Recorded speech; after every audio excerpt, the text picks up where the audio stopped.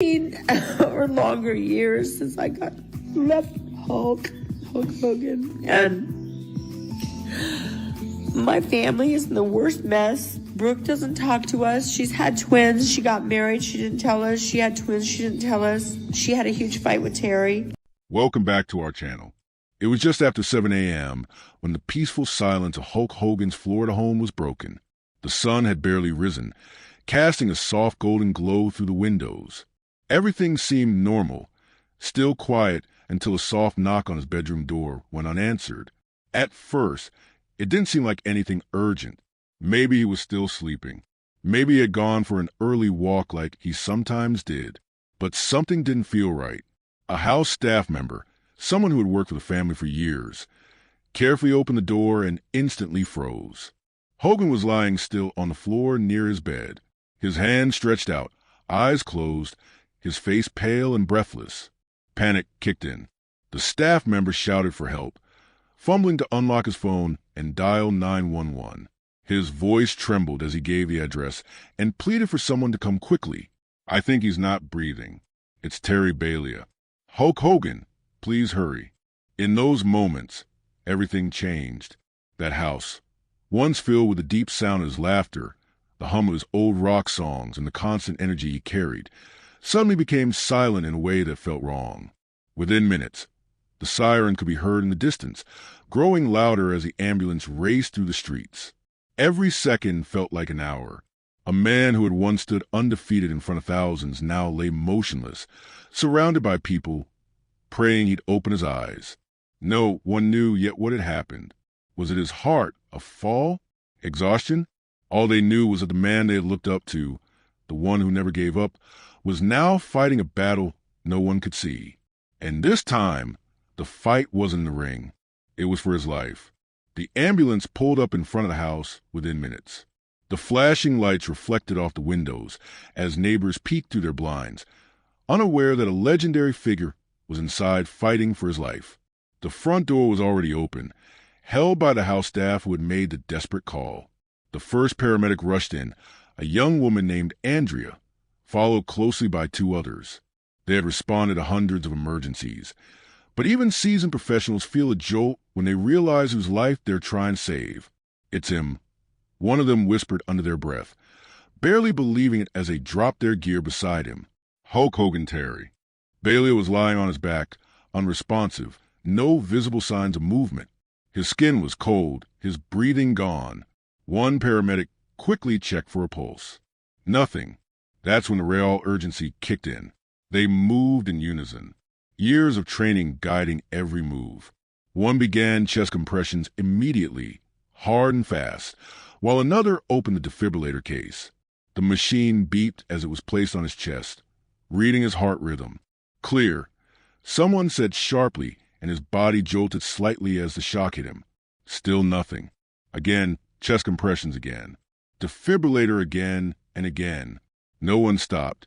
The room, once calm and quiet, was now filled with focused voices, the sounds of equipment, and the rhythm of hands pushing against his chest. They worked for minutes that felt like lifetimes.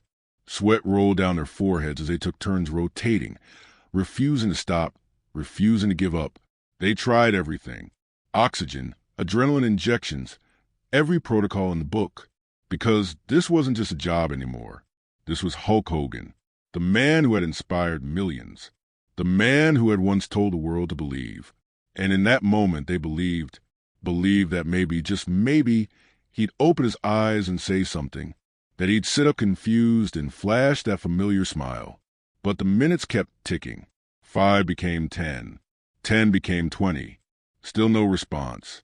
Still no pulse. They kept going. Refused to let go. Every responder in that room had grown up hearing his voice on TV, watching him in the ring. And now, they were fighting for him the way he once fought for others. 30 minutes passed. Exhaustion was setting in, but the lead medic wouldn't call it. Not yet. One more shock, one more round, one more chance. Because this wasn't just a patient, this was a legend, and legends don't go easily. As the paramedics fought to bring him back, the inside of Hulk Hogan's home told its own quiet story. The walls were filled with memories, old photographs, championship belts, framed magazine covers, and personal mementos from a life larger than most could imagine. In the hallway just outside the bedroom, a worn-out guitar leaned against the wall, one he often strummed on lazy afternoons. Family pictures sat on the shelf nearby, him holding baby Brooke, holidays with his son, and smiling snapshots from wrestling events. The house was warm and lived in, not like a celebrity mansion, but like a real home, a home where stories were told, meals were shared, and laughter had once echoed loudly. The unwavering focus of those trying to keep him alive. The air felt heavier with every second. One of the younger paramedics paused briefly to look around the room, stunned. It hit him. This wasn't just any man. This was a childhood hero who stood tall, spoke with pride, and made millions of people believe in strength, faith, and perseverance. For a split second, he lost himself in that thought before his partner snapped him back to the present. "Switch positions," she said, and he knelt by Hogan's side, placing his hands on the chest of a man whose muscles had once moved stadiums. In that small, sacred space, it became more than a medical emergency. It became a battle between life and death that was unfolding away from the noise of the world. There were no cameras, no cheering fans, no spotlights, just quiet urgency and quiet hope. The responders worked like warriors. Each breath they tried to push into him a desperate prayer. They didn't know if he could hear them, but some of them whispered anyway, "Come on, man, just hang in there."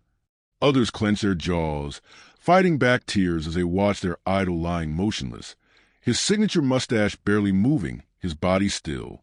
This wasn't how anyone had imagined seeing him.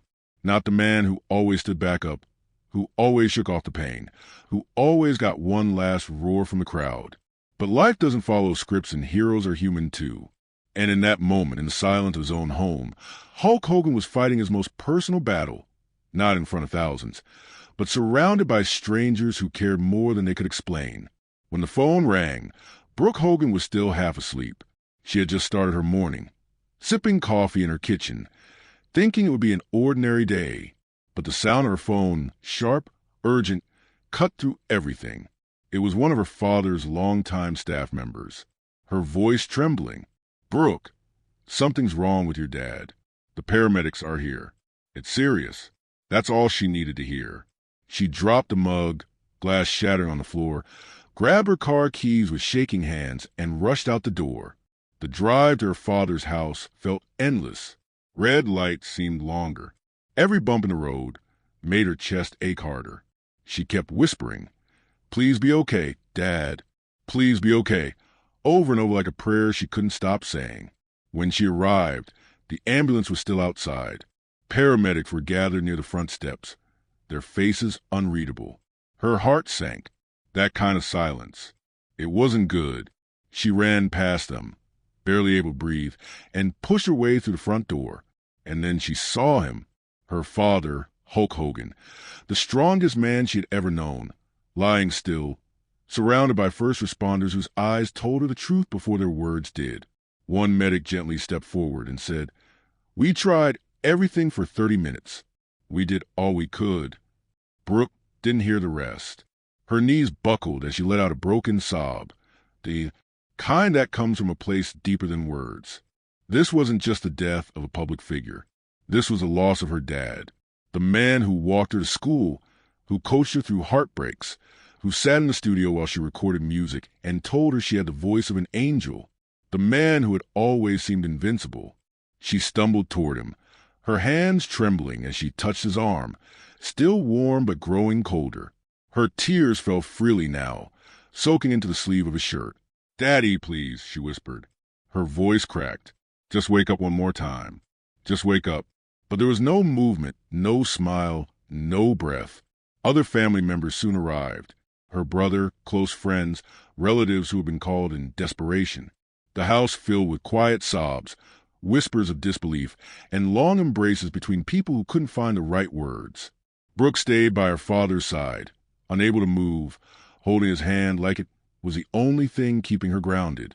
In that room, all the fame, all the titles, all the arenas faded away. What remained was a daughter shattered by the loss of her hero. And though the world would soon find out, though headlines would explode and fans would mourn, in that moment it was just Brooke and her dad, and a silence that would never fully go away. Hours after the tragedy unfolded behind closed doors, the world outside began to stir with uneasy whispers and unconfirmed reports. Rumors spread online. Fans shared worried messages, and reporters started calling family representatives for any kind of confirmation. By the early afternoon, the Hogan family, still reeling from shock, released an official statement through his longtime spokesperson. It was brief, respectful, and utterly devastating. It is with the deepest sorrow that we confirm the passing of Terry Hulk Hogan Bolia early this morning. He was surrounded by love, and every effort was made to save him. The news exploded across the internet. Every major outlet from sports channels to mainstream news networks carried the same headline: Hulk Hogan dead at 71. The reaction was instant and global. Social media lit up with tributes. Fans posting childhood photos with their action figures, remembering the matches that made them believe in strength, courage, and resilience.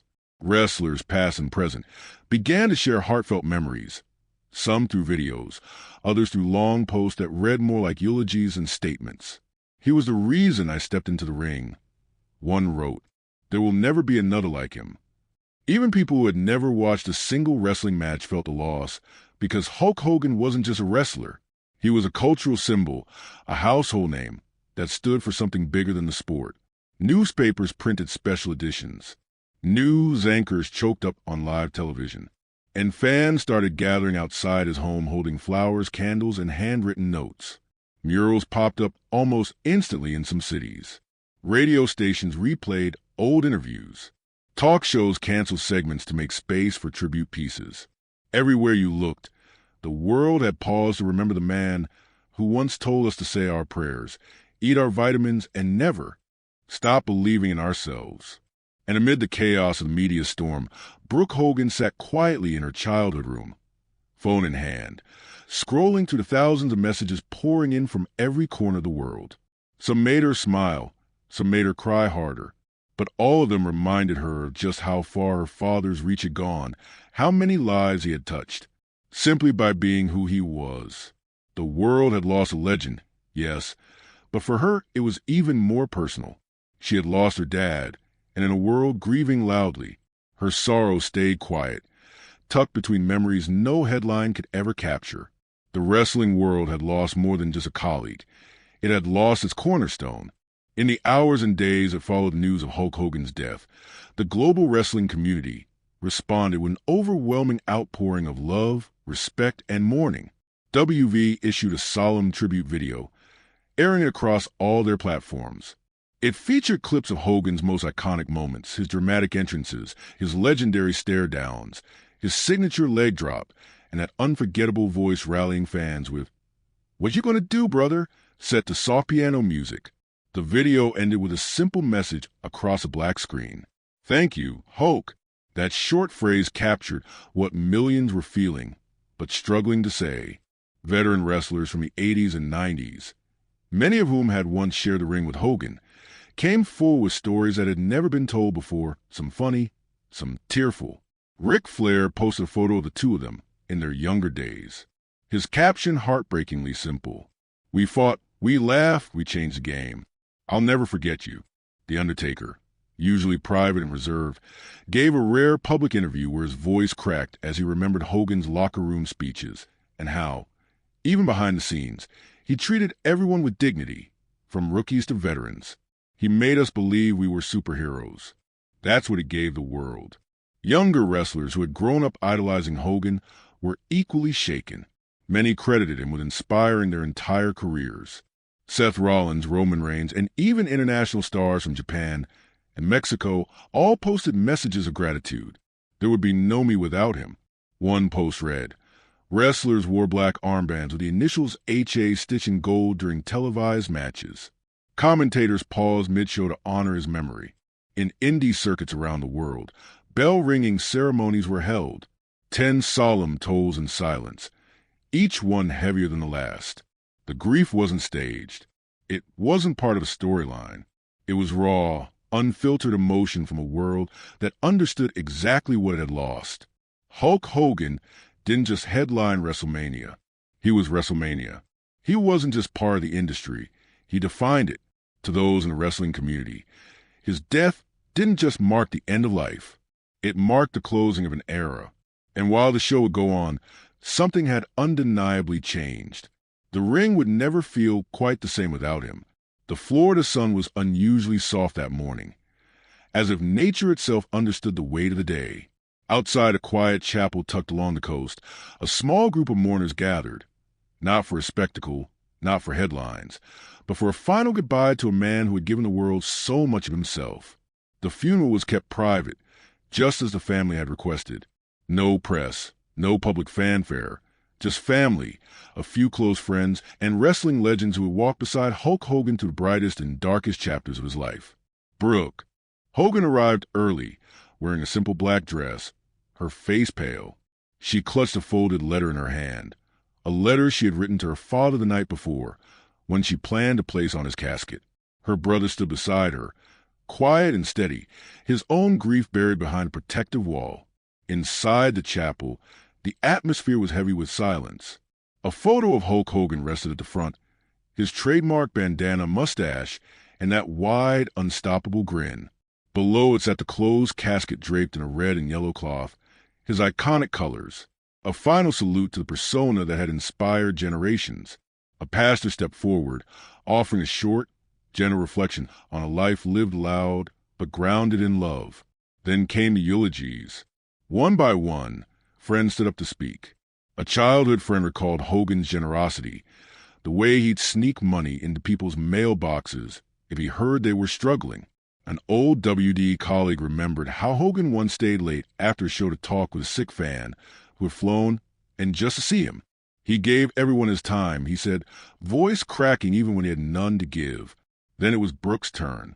She walked slowly to the front, clutching the letter like it was part of her heart. Her voice trembled as she read aloud memories only a daughter could know. How he'd sing her to sleep off key. How he once drove all night just to surprise her on her birthday after a show. How he called her his little sunshine even when she was 35. You weren't just a hero in the ring, she said softly. You were my hero at home. She placed the letter gently on the casket, kissed it, and whispered, I love you, Daddy.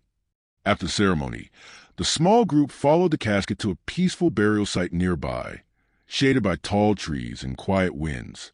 There were no cameras, no reporters, just tearful hugs, whispered prayers, and the soft thud of earth returning to earth.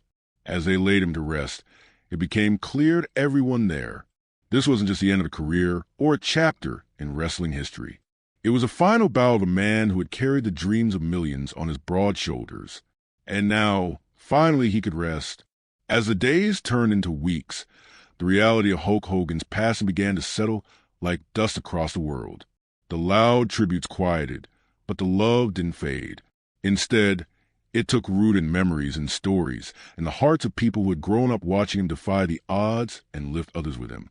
His legacy became more than just highlights of wrestling matches or merchandise that once flew off the shelves. It lived in how people felt when they remembered him.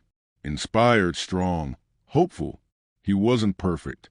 No legend is. But what made him unforgettable was his ability to connect, to make even the smallest fan feel like they mattered. Hulk Hogan had this rare power to make the impossible seem possible. In a world that often feels divided, his voice had once united arenas filled with strangers, all chanting the same words, believing in the same fight.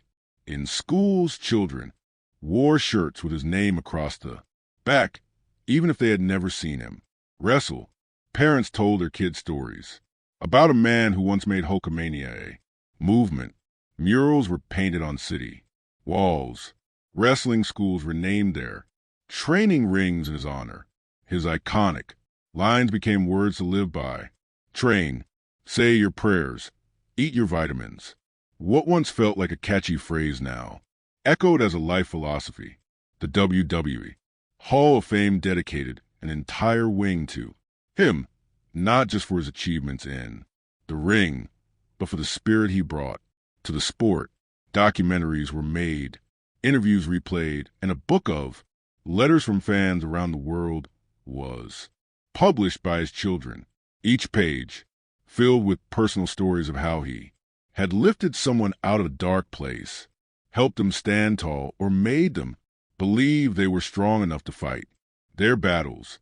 But perhaps the most meaningful legacy lived quietly in the Hogan family itself. Brooke would often sit on the porch of their childhood home, sometimes alone, sometimes with her brother, looking out at the sea her father loved. They didn't talk much. During those moments, they didn't need to.